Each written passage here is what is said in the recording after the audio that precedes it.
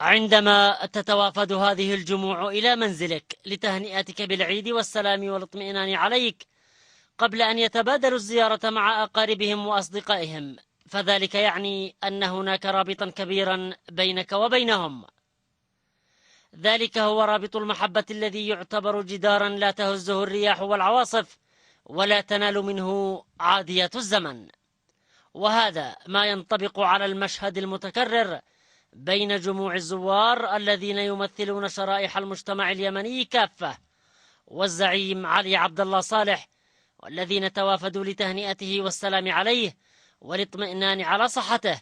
تعبيرا عما يكنونه من مشاعر تفيض بالحب والاحترام وتعكس عمق العلاقة الصادقة المجردة عن المصالح الآنية أو الضيقة التي تجمعهم.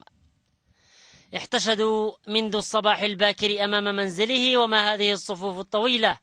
والمجاميع إلا صورة من صور وفاء أبناء اليمن تجاه زعيم قاد البلد على مدى أكثر من 3 عقود، شاركوه وشاركهم حلوها ومرها، إنجازاتها ومشاكلها، أفراحها وأحزانها.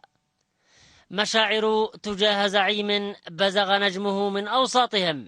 فعاش همومهم وعمل على تحقيق تطلعاتهم التي هي في الأول والأخير همومه وتطلعاته.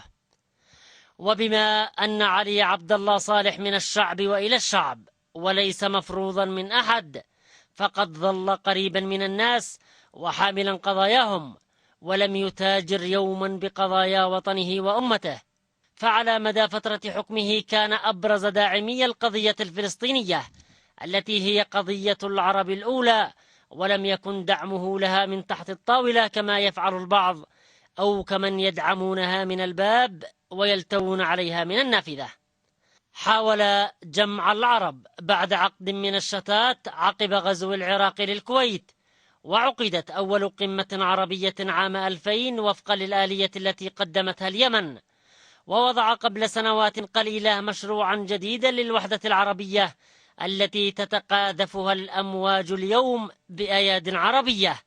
لأنه مسكون بوحدة الأمة، جاعلا من الوحدة اليمنية التي كانت له اليد الطولى في تحقيقها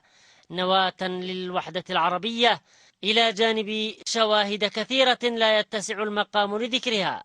ما أكسبه كل هذا الحب والتقدير والاحترام بين أبناء الشعب اليمني والعربي.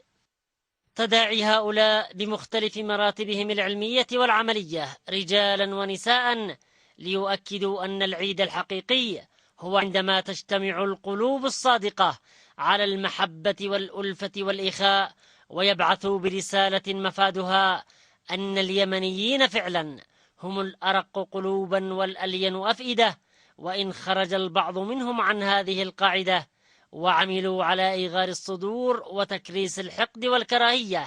استغلالا لظرف معين، فسحابة صيف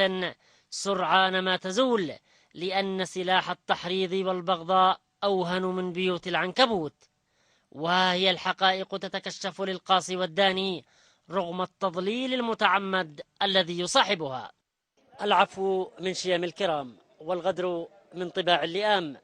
فمن عفا كسب ود الناس وحبهم واحترامهم، وقبل ذلك فأجره على الله، أما من غدر فلن ينال إلا الخزي والويل